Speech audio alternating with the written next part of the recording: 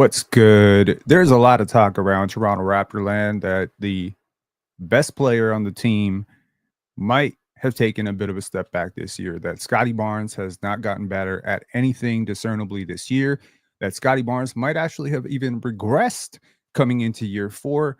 And of course, narratives can be lazy, narratives can be repeated, and when too many people say the same thing far too often, it can start to sound like it makes a little bit of sense.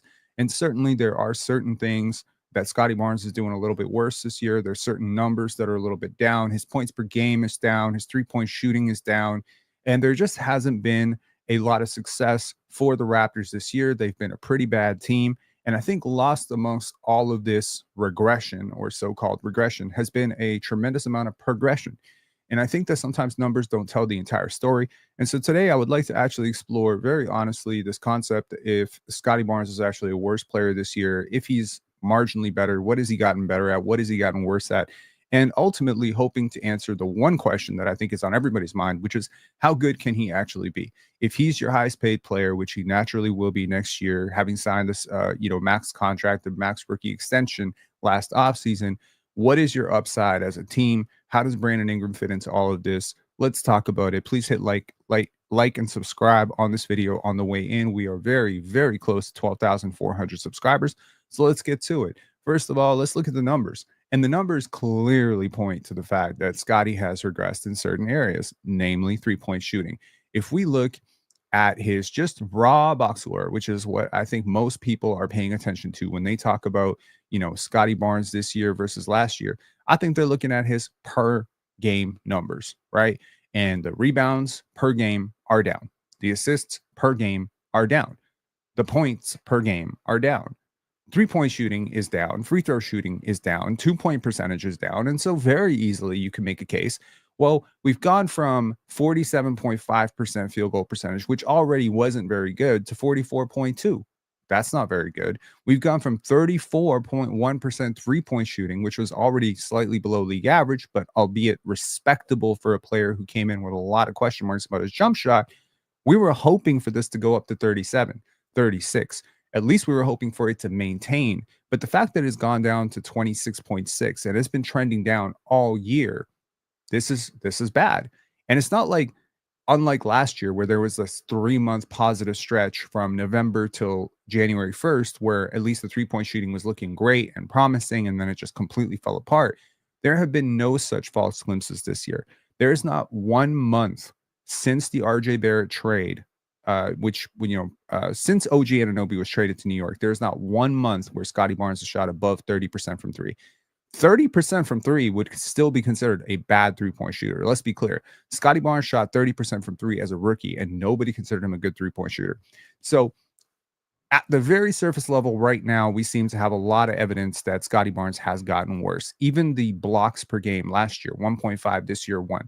That's down, right? You can keep looking at those numbers and you can say, shoot, like these numbers do not look great. Okay. But let's get beyond the per game numbers, because there's a number that has also gone down. He's averaging a career low in minutes played. And I don't think that enough people are factoring that in. But let's try to isolate these numbers more for per 100 possessions and see if we arrive to a slightly different conclusion. Well, if you make it per 100 possessions, well, now his assists are dead even with last year. So it's 8.4 versus 8.4. His rebounds are almost equivalent to last year. The one thing that does change is the scoring goes up from 27.5 last year to 28. 28 points per 100 possessions is not a bad number for a scorer. I just want to be clear about that. It's not a bad number. What is a bad number is 26.6% from three and 44.2% field goal percentage, which I think those numbers stand pat. And even 50.7% from two for a guy who scores so much around the basket, this is not good. But here's a number that has gone up that I think a lot of people are not focusing on, which is the free throw attempts. Per 100 possessions, he is averaging a career high in free throw attempts. It's gone from 4.1 as a rookie, and it's almost doubled in his fourth year to 7. That is a positive trend. Also, if you isolate in segments, he's shooting above 83% from the free throw line since this year started. So earlier in the season, he was like damn near 69, 70% from the free throw line. It has gotten a lot better. In terms of the advanced numbers, he is averaging the highest usage which is a positive trend. We've wanted him to be significantly above the 20% where he was in that disastrous second year. The year that he won Rookie of the Year, 19% usage. He's up to almost 27% this year. And he's had really long stretches where he's been north of 30. There's like 6-7 game chunks where he's north of 30. These are all positive progressions. You want higher usage for Scottie Barnes. True shooting percentage down. 3-point attempt rate is down, but earlier in the season, it was way up. The free throw attempt rate is up, as I mentioned, up to 29.4. It was actually up to 33.4 earlier in the year. So these are all certainly slightly positive things. There's another thing that has gotten a lot better that I don't think enough people are giving credit for, and that is a major statistical outlier, which is his shooting percentage from 10 to 16 feet. Okay, that number has gone from last year, 29.7% in that 10 to 16 range. And if you're talking like 10 to 16, isn't that super inefficient? Yeah, if you're not a star, that's super inefficient. That's not a great place to be. But that's the area of the floor where Shea does his damage, Kawhi does his damage, Jason Tatum does a lot of his damage when he's not jacking up threes. These numbers matter. And 46.7% from 10 to 16 feet, and that number was even higher earlier when he was really cooking from that range. Those numbers are impressive. That is a place where he's clearly working on, his game, and that has been very impressive. Also, field goal percentage by distance earlier in the season, he was north of 77% from 0 to 3 feet. Now, that number has fallen off a cliff over the last 2 months, but I think that these numbers do matter. There's another number that really, really matters. I'm going to pull this off and actually just go to dunks and threes for a second. And this is a number that I feel like the Toronto media really need to talk about. Let me look at the actual estimated defensive plus minus, and let me show you ranked from top to bottom.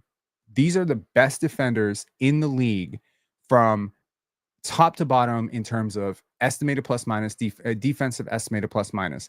Number one, no surprise, Alex Caruso. If you've been watching the OKC Thunder or the LA Clippers or the Detroit Pistons play this year, you are not surprised at all that pretty much the entire top of that list is made up of players from those teams, because good defenders help other good defenders.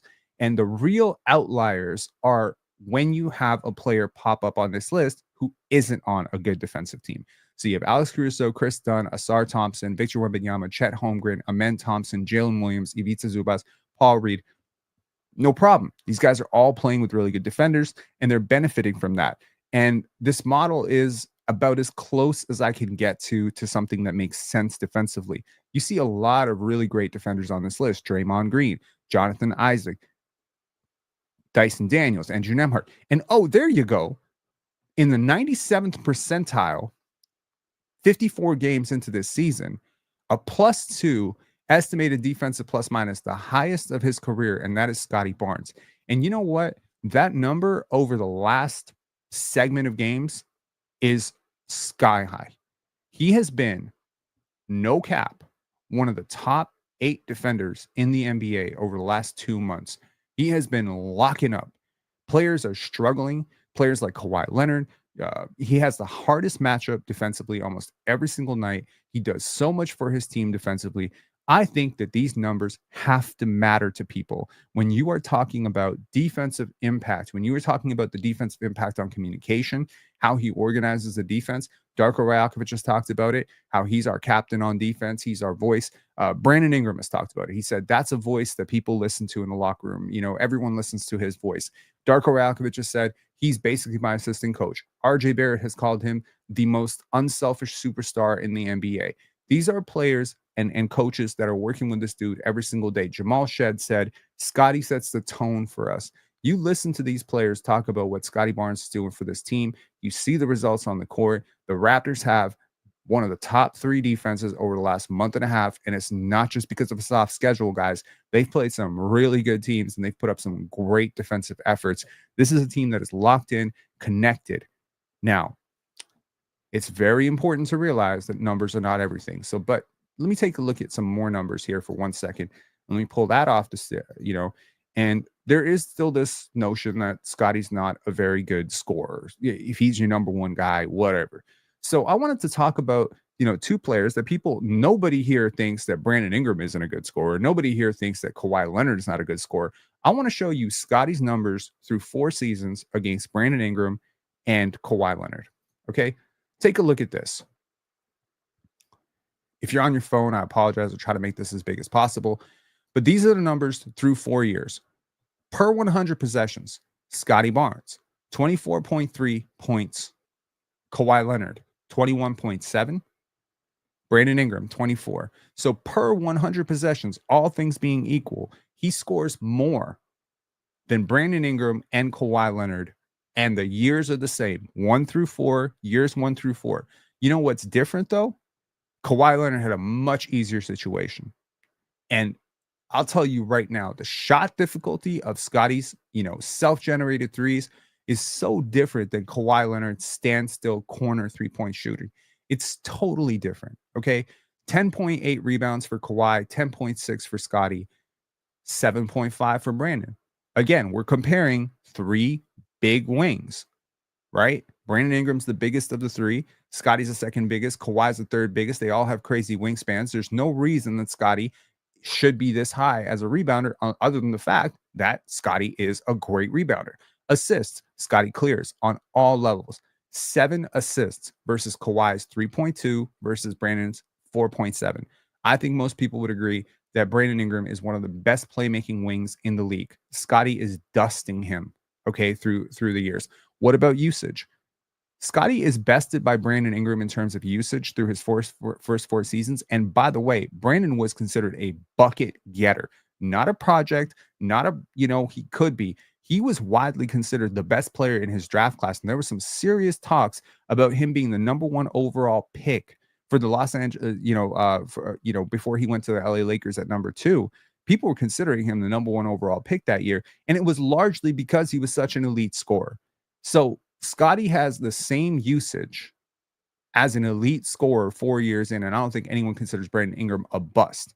Okay, so those are those numbers, and I hope that puts into context for you how ridiculous it is to write off a 23-year-old and say, because he's averaging 19.5 points per game and shooting 26% from 3, that he can't be a superstar scorer or whatever that, whatever. There's a lot of good things that Scottie does as a scorer that I think, frankly, just don't go notice. Okay, let me pull all this off and let's talk real hoop. Forget about the numbers. Let's talk, what does it take to be a great basketball player? There's a lot of things that it takes to be a great basketball player, and people figure it out in segments. There's certain people that figure out their handle before they figure out their jump shot. There's certain people who figure out defense before offense, certain people who figure out offense before defense. There's certain people who have natural charisma when dealing with the media, but they don't know how to deal with their teammates. Some people know how to deal with their teammates, but they don't know how to deal with the media. I will tell you this, though. Watching a lot of great players play throughout all the years, it is important that you do all of them. And anything you can't do as a leader, it will show up at some point. There are certain players in this league that I truly believe have a profound impact on their teammates. Nikola Jokic is one of them. I think Nikola Jokic makes everybody better. And I think there's plenty of anecdotal and really stat-based evidence to prove that players are better when they play with him and worse when they don't. Case in point, Russell Westbrook last year, Russell Westbrook this year. It's a really big change. Case in point, KCP last year versus this year in Orlando. There's certain players that just elevate their teammates. They get the best out of their teammates. Jimmy Butler is a player. When Jimmy Butler went to Miami, what was Bam Adebayo? When Jimmy Butler got to Miami 2 years later, what was Bam Adebayo? Now, I'm not going to throw all of the credit for Bam Adebayo's ascent to Jimmy Butler, but it's very clear to me, watching Jimmy Butler over the last 7, 8 years, 9 years, he's been one of my favorite players in the league. And one of the biggest things that I love about him is his impact on winning, and his impact on his teammates, and his impact on organizational culture, his impact on his practices. When we got Scottie Barnes in the draft, 4th overall, much to the, dismay and, displeasure of many of the media members who wanted Jalen Suggs, I think one of the first things we heard was he's a culture builder. He's a winner. He's unselfish, but he has a long way to go offensively. Well, has anything really changed? Is he not exactly as advertised? The only thing that's changed is how we skew the expectation relative to what we're seeing. Now, here's the thing that you need to realize. 10% built skyscraper is bigger than 100% built bungalow, right? But it's still a skyscraper and the bungalow is still a bungalow, right? That's kind of how I want to try to approach this topic. Scottie Barnes was billed as a project. Why was he built as a project?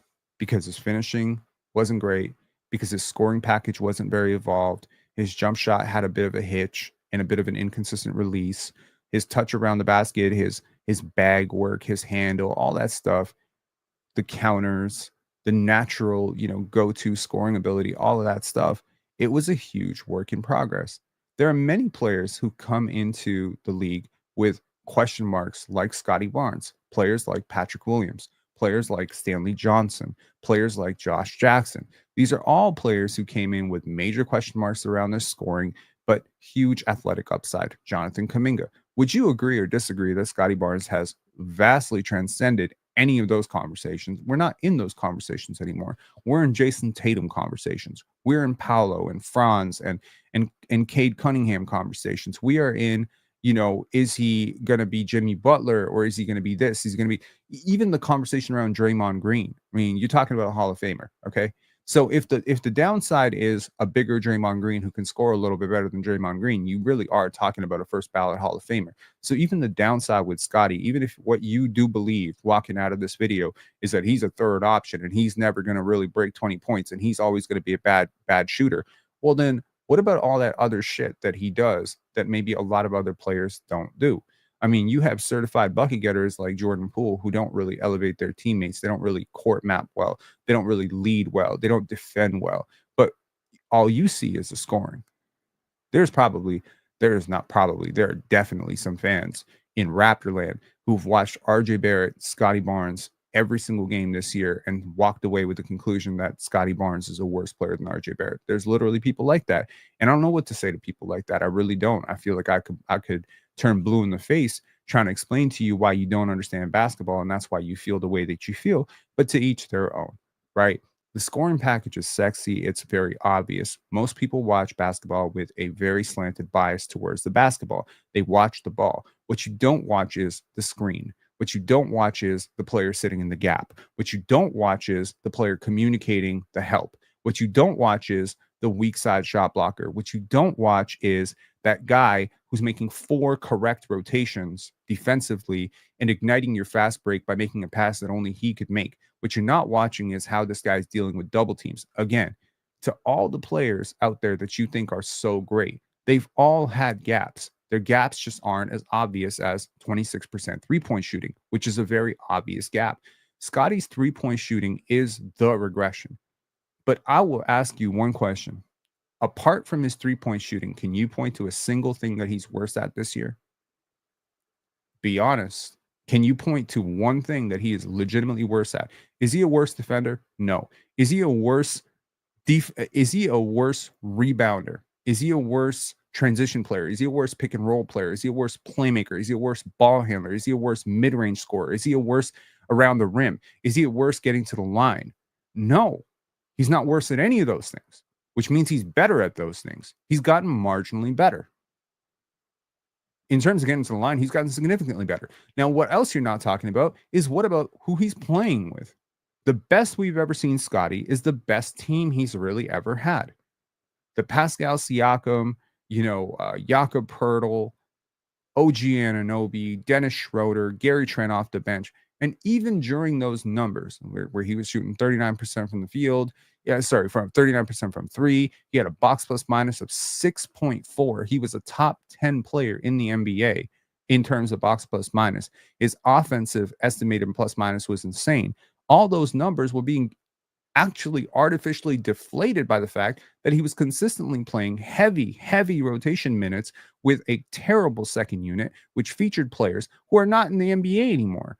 I will remind you that of the 31 players who dressed up for the Toronto Raptors last year, please remember it. We're talking Jordan Nwora. We're talking Jalen McDaniels. We're talking about Players like, I mean, shit, just go down the list. Otto Porter, Thaddeus. We're talking about a lot of players. How many of those players in the NBA today? If you guessed less than half, you are correct. You are correct. Less than half. Malik Williams, Jonte Porter, not in the NBA anymore. Malachi Flynn, not in the NBA anymore. Jordan Nwora, somewhere overseas. These are not legit NBA players. These are not real NBA talents. And you know what they all have in common? Scottie played minutes with all of them. It matters. It matters who you play with, especially for a player who is so deeply connected to his teammates, a player who is so deeply connective in nature. I've often called Scottie the great amplifier because he is someone who plays better with better teammates. There's certain players who don't play better or worse regardless of who they're with because their game is so self-oriented. Scottie's game is not self-oriented. Scottie is the type of player. I mean, I will remind you earlier in the season when we were seeing Goggle Scottie, Point Scottie. Do you know I looked up the NBA stats? Do you know Scottie had more potential assists per game, 13, than Luka Doncic? Luka is considered widely by some people as one of the 10 to 15 greatest passers of all time. Some people really believe that about him. And you had Scottie fucking Barnes, who you know, casual fan, assume has not made any growth as a player. You had that dude. How many players? I mean, I ask you this question. How many players in this league carry both ends? Does Steph Curry carry both ends? No. Does Donovan Mitchell carry both ends? No. Does Devin Booker carry both ends? No. Is Anthony Edwards carrying on both ends? You could argue he's carrying the offense. Is he carrying the defense? Or is he the third or fourth best defender on his team? Is he carrying the offense? Can you name a player on this team that Scottie Barnes has defensively that is even remotely close to Nickeil Alexander-Walker in terms of impact? You know what I noticed with that estimated defensive plus minus as I sorted it down? There were no other Raptors. Jakob Poeltl has been widely overrated as a defender. Emmanuel Quickley has been atrocious as a defender, as a Raptor. Davion Mitchell was close to, I would say, a lot of help. But I'll remind you, with Davion Mitchell, the Raptors were consistently one of the worst defenses in the league. It's actually since trading Davion that the Raptors have gotten significantly better as a defensive team. And it's largely because Scottie has really dialed it up defensively. Taking this type of load defensively, almost as a one-man defensive unit, versatility, all the shit that he does, communicating, leadership. I mean, ask yourself this question. Do you think that dealing with your teammates on a day-to-day basis, talking to your teammates, listen to what the coaches and all the players are saying about this guy? This is a guy who is meeting up with his teammates, having conversations with his teammates. He's deeply connected with his teammates. When they're having a bad game, he's pulling them aside. When they're missing a defensive assignment, he's pulling them aside. You see in the games where he doesn't play, he is up the whole fucking game. He's talking to them. He's communicating the entire time in huddles. He's watching over the clipboard. He's making suggestions to coaches. These are all fundamental improvements that a player must make if they are going to be a championship number one. Now, again, none of these things are as sexy or as obvious or as glaringly obvious as a 40% three-point jump. If Scottie Barnes had done nothing else but become a 40% three-point shooter for the entire year, the entire media space and most of these fans would shut the fuck up. If he was averaging 28 points per 100, let's say he was averaging 32 points per 100 possessions, which would be a jump of about 5 from last year. But he had regressed as a passer, regressed as a ball handler, regressed as a defender, regressed as a leader, hadn't done all that media hype, like the stuff that he does where now he's so much more eloquent with his answers. He hadn't done any of that. But he had just become a 40% three-point shooter. If he wasn't getting to the line better, the mid-range package wasn't more impressive. If he wasn't dealing with, double teams better, he wasn't navigating and manipulating the pick and roll better, but he just became a better three-point shooter, everyone would shut the fuck up. Everyone would shut the fuck up about it. And people would be like, oh, I guess Scottie's here. I guess he is a great scorer. People don't focus on the right shit, which is why they often end up at the wrong conclusions. Now, someone... I posted something about Scottie. It was a little mixtape, and I said, lock in, MVP season loading, lock in. And someone posted and said, I wish somebody had faith in me the way Pensare Basketball has faith in Scottie Barnes. Yeah, you wish. But I'm going to tell you why I have faith in this dude.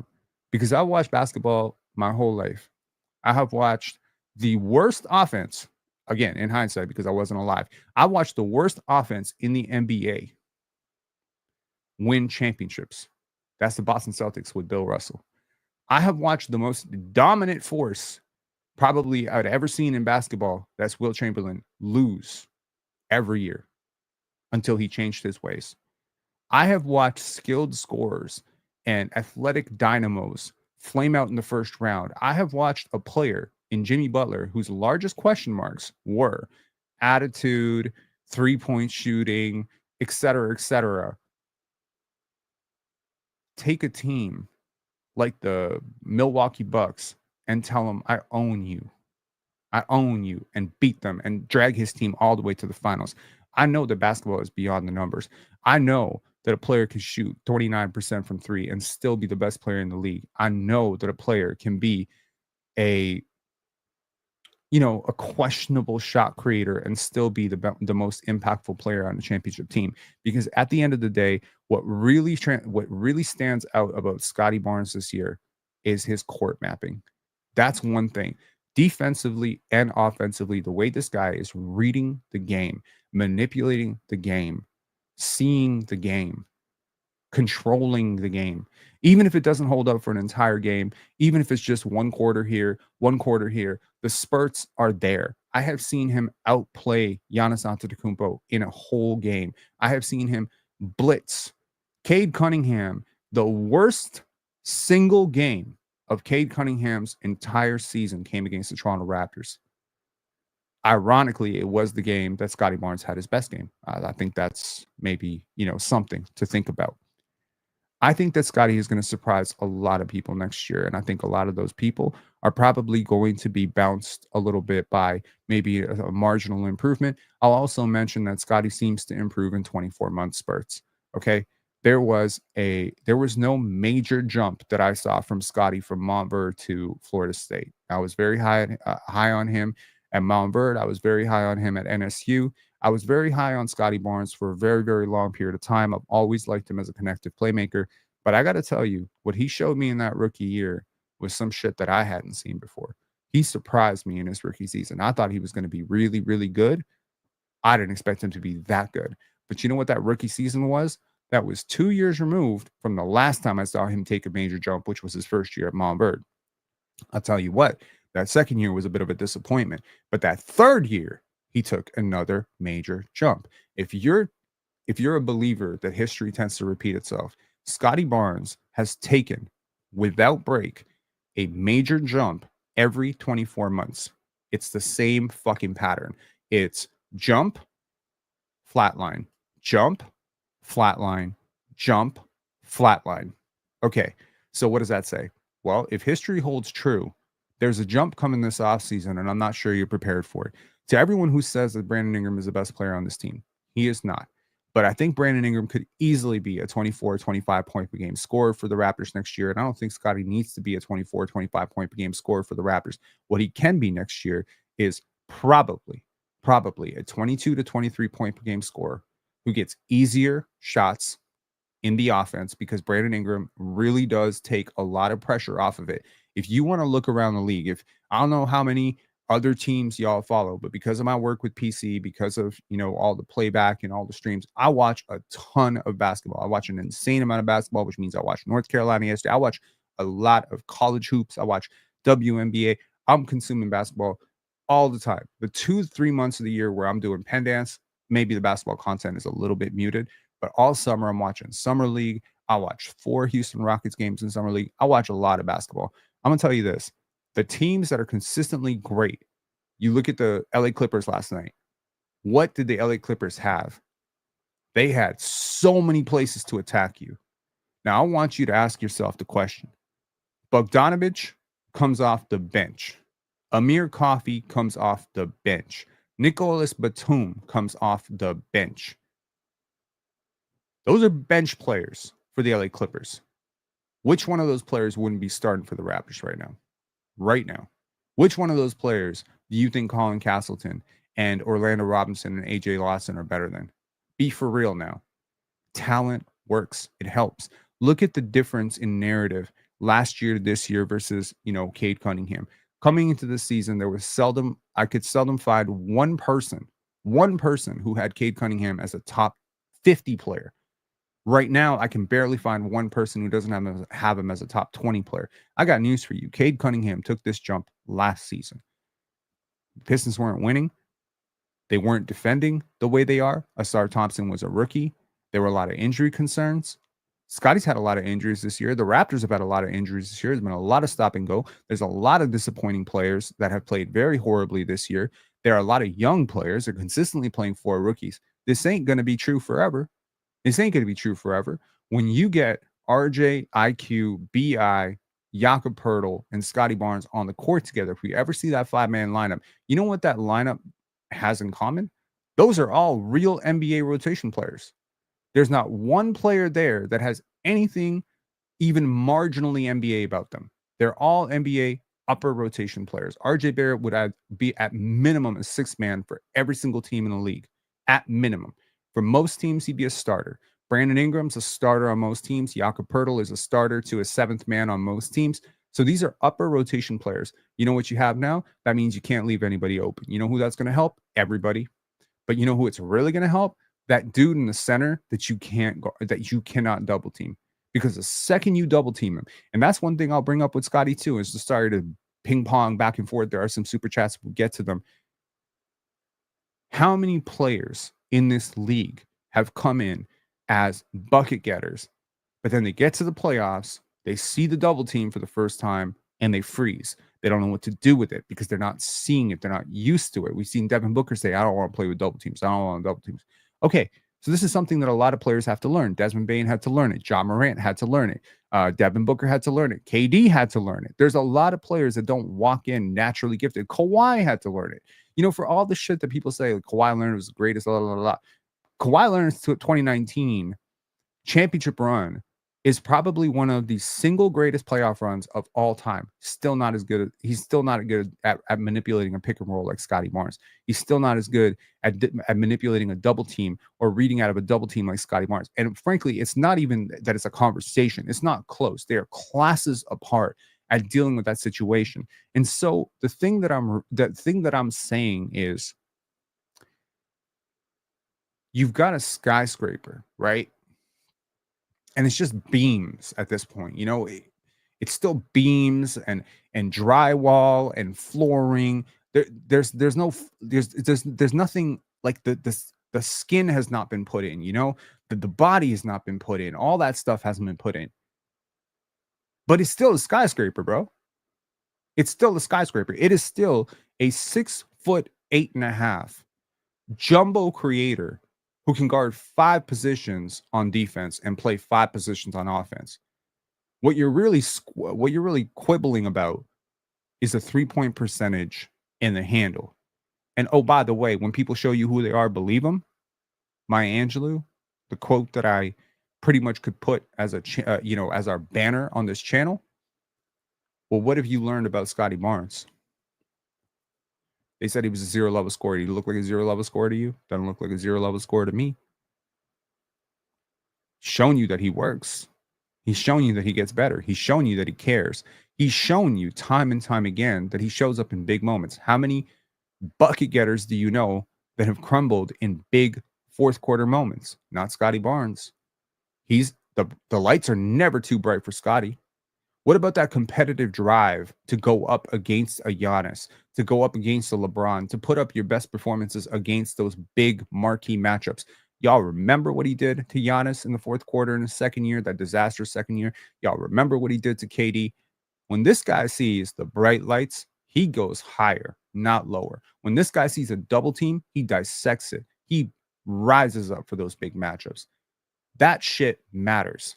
What I am seeing is a holistic, total growth of Scottie. And yeah, it hasn't manifested itself in a higher point per game. And it hasn't manifested itself in some gaudy assist numbers. But there have been spurts this season where he's been goddamn unstoppable, time after time. And the final thing I'll say, sorry to say this is like the final thing I've said like 18 times. Final thing I'll say about this subject is how a player scores is so much important than how much they score. Self-generated off the dribble threes from 29 feet are not the same thing as catch and shoot threes from the corner. Self-generated with zero spacing, with a big camping out in the middle because your center can't shoot for shit. Turnaround jumpers over double teams is not the same thing as being the fourth option and making that same thing. Because, by the way, very often he is actually going up against the best defender on the other team, and he's facing a double team. This is important. This is very important. Now, the Raptors, the team context, all of it, we all know what's up. The Raptors been tanking since day one. I think they had this conversation with Scottie at the beginning of the year. This is going to be a development year. You're going to take a lot of threes. You're going to try a lot of stuff. We're going to try to implement Scottie, implement Emmanuel quickly as more of a playmaker. We're going to try to grow, RJ Barrett as a playmaker. We're going to try to grow Grady as a shot creator. We're going to try to evolve our defense. We're not going to hide anything. We're not going to scheme anything. Do you know how many wins the Raptors might have had they implemented a defensive scheme around training camp as opposed to waiting until mid-January to do it? We're seeing the results.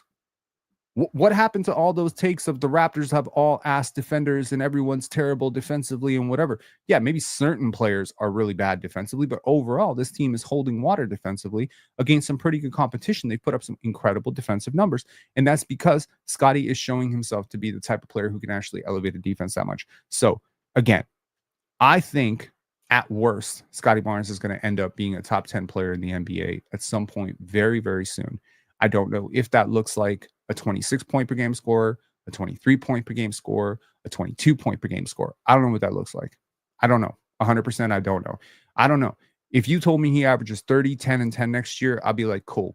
If you told me he averages 20, 10, and 10, I'll be like, that's cool. If you tell me he averages 25, 5, and 5, I'm like, that's cool. If you tell me he's a starting power forward, the starting point guard, the starting shooting guard, the starting center, a player this confusing tends to confuse people, and I get that.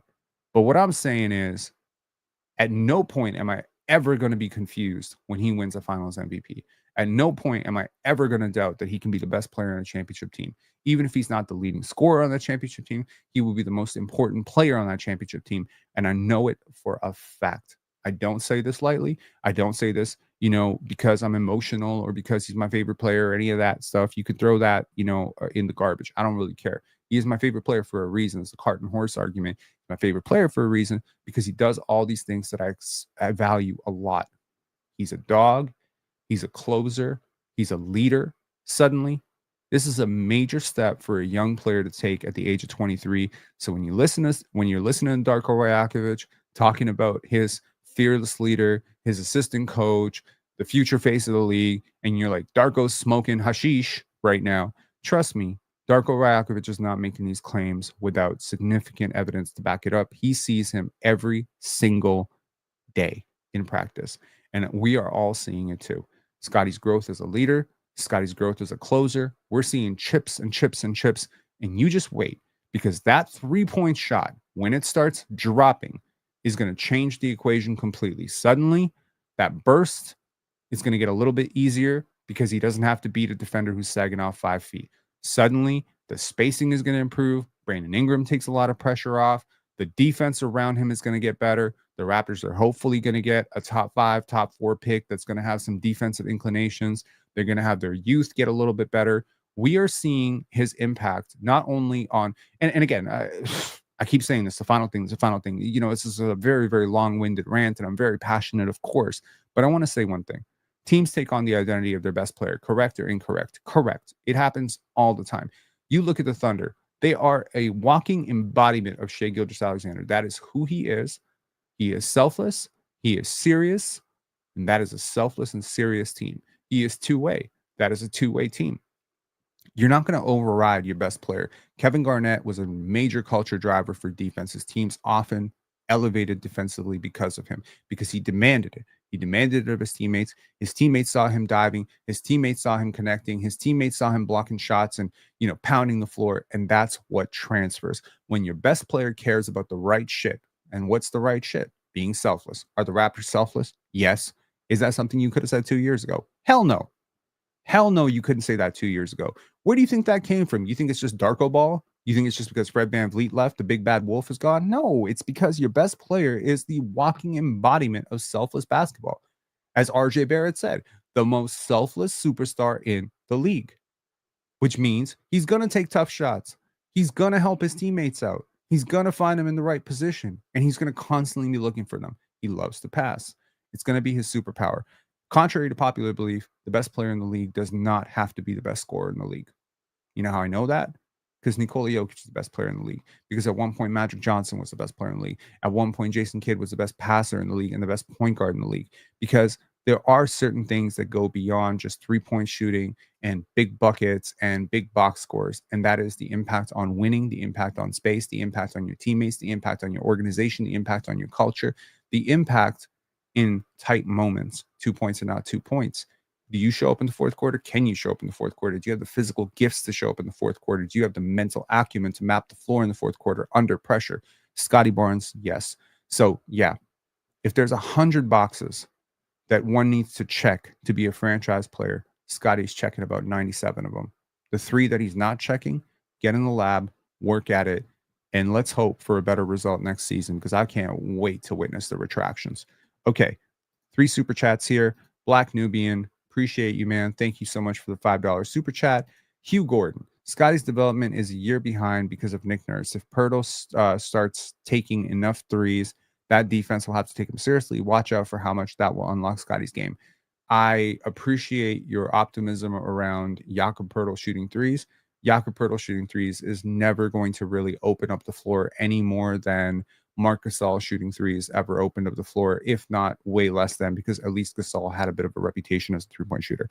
Marc Gasol in 2019 and 2020 led the league in open three-pointers, which means that teams were not guarding him. But the important thing that Marc Gasol accomplished by not being in the paint all the time, unlike Jonas Valanciunas, who was consistently in the paint, or Jakob Poeltl, who was consistently in the paint, what Serge Ibaka and Marc Gasol were able to accomplish is they were able to widen the angles for playmaking from the top of the key, and also they were able to open up the paint with one less body. It doesn't mean their defender was consistently out. They were also able to hopefully create a different look in transition, because very often you'll see the big as the last guy up the court in a fast break situation. So Marc Gasol could often trail a play.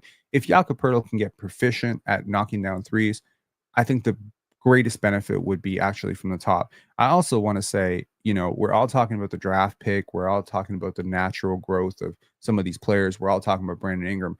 One thing we're not talking about, honestly, is the potential for trades this offseason. You would be crazy to think that the Raptors internally, Masai Ujiri and Bobby Webster, have looked at what's happened this year and are just locked into this core. No, there's plenty of I don't want to say trash, clutter, or anything like that. I don't want to say anything disparaging about any of the players on this team, but there's clearly plenty of holes. And one of the biggest holes is spacing.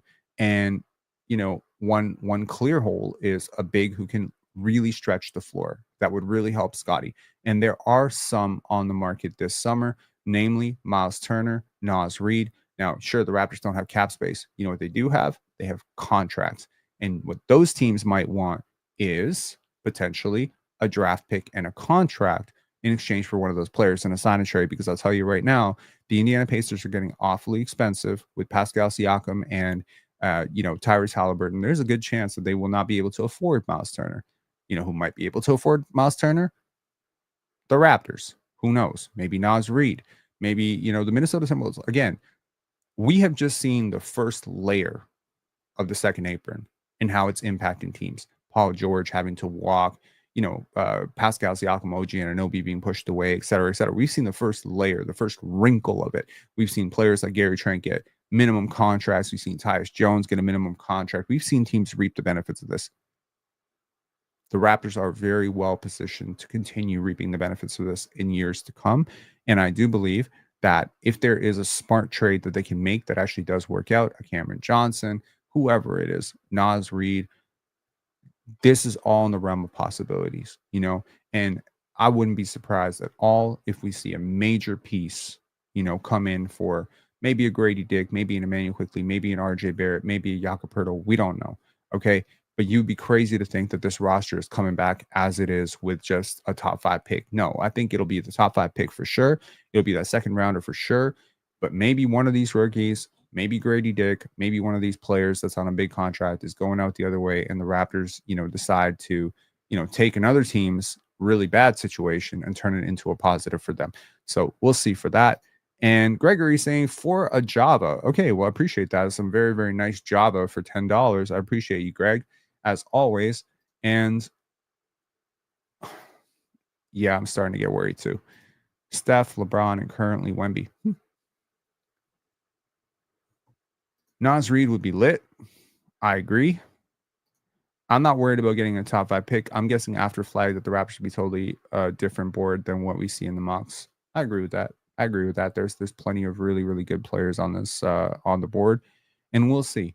I mean, at the end of the day, the Raptors have had a lot of wins on the margins. Jamal Shed, Ochai Agbaji. I think these are really good, solid foundational pieces long term. I think you'd look at players like Orlando Robinson as a flyer, Jonathan Mobo as a bit of a flyer, Ulrich Shamshi as a bit of a flyer. Maybe a surprise pop in development from one of these players changes the equations completely next year. But I will tell you that all of these players have a chance. You know what I mean? And that's really what you want. Alvin Smith saying Scotty's like a poor man's Banchero. You are like a poor man's Bill Simmons. Okay. Do you know that there was another big man before Shaq? I forgot his name, where they had a rule named after him. He was getting fouls too. He just wasn't as huge. Moses Malone? Who are we talking about? I mean, I wouldn't say they're nothing alike. They have a lot in common. They're both big playmakers, but Scottie is the significantly better defender. And Paolo is, they're both inefficient as hell this year. They're both struggling with their outside jump shot. I think the basketball court mapping equation very much favors Scottie. I think, the overall twitchiness and athleticism favors Scottie. I think, yeah, Shaq isn't generational. I think Shaq is definitely generational. No disrespect, Molly, but I definitely think Shaq is generational. I think Wilt was generational. I think Wemby is generational. I think Zion's generational. But you know what? Maybe this is a hot take, but in terms of a player who can play 5 positions on offense and defense, I'd say Scottie Barnes pretty generational himself. All right. So exactly.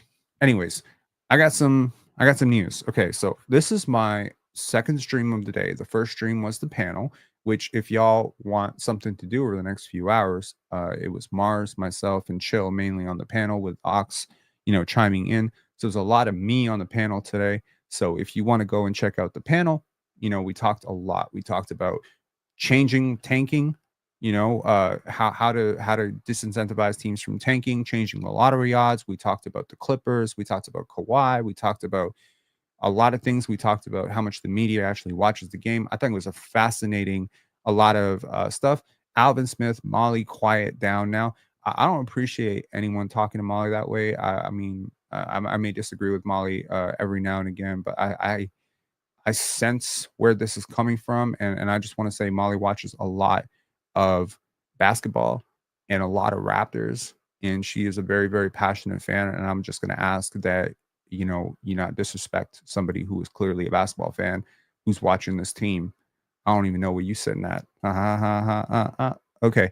And so that's my second stream. This is my second stream.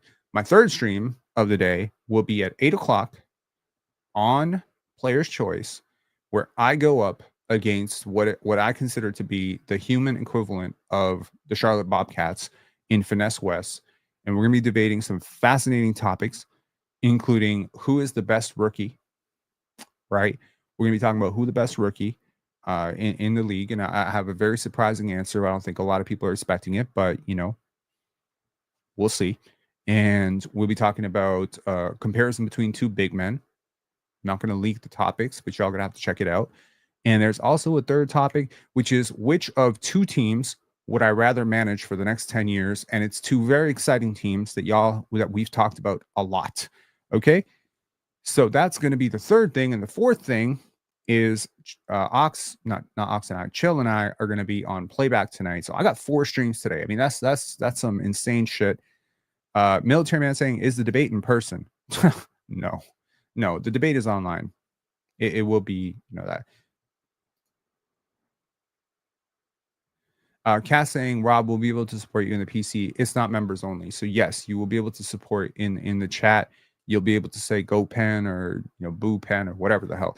I don't really care. I mean, honestly, if you just want to, I don't know. I assume if you're here, if you're watching this video, it's probably because you care at least 10% about what I think about basketball. And I think today is a lot of basketball content for me coming your way. So I want to throw that out there. I hope to see some of you in the PCL chat. I will remind you that there are $5,000 on the line for the winner of the final PCL. It is a round of 32. If I get through Finesse West, if because I'm approaching this with appropriate fear, there is a chance that Finesse West does upset me. So if you get through 32, you get to 16, you get from 16 to 8, you get from 8 to 4, you get from 4 to 2, you get from 2 to 1. If I get from 2 to 1 and I am the last man standing, it'd be $5,000 USD. So 8 p.m. tonight, watch one man's journey towards the bag of $5,000. I'm not gonna lie to you, I could really use $5,000 right now. So I'm gonna come correct. I'm gonna come with a lot of energy. I'm gonna try to be.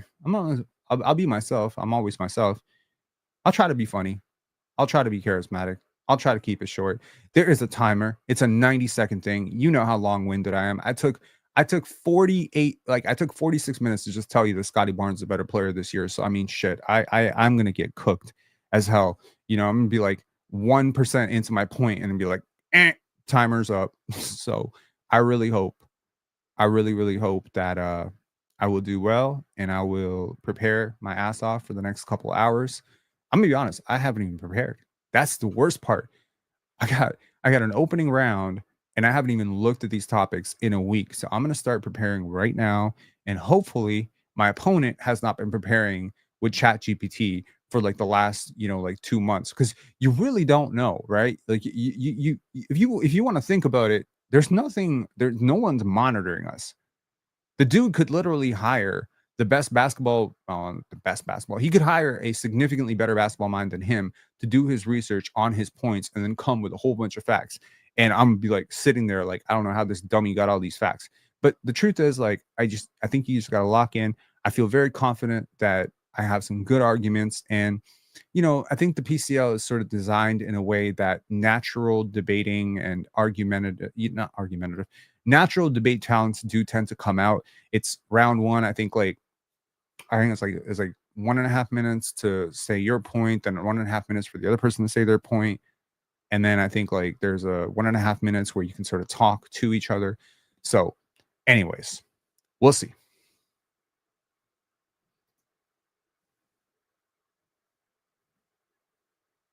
When you're in my, are you living out some sort of weird fantasy where you just like really get off on trying to tell women to be quiet? Like I generally, I'm not trying to throw the whole sexism card out every single time this happens, but I do find that in a lot of basketball chats that there's always like 1 to 2% of the chat that goes really, really ham on this idea of telling women to shut up. And honestly, like, I'm not saying you can't tell a woman to shut up if you really disagree with her basketball taste. I'm just saying don't do it because she is, right? Like, don't be goofy now. All right. I'm going to talk to y'all later. Have a good one. Enjoy yourselves. And, in conclusion, Scottie Barnes is better. And if you can't tell that he's better, it's because you're probably a casual. All right. Talk to y'all later. Bye-bye.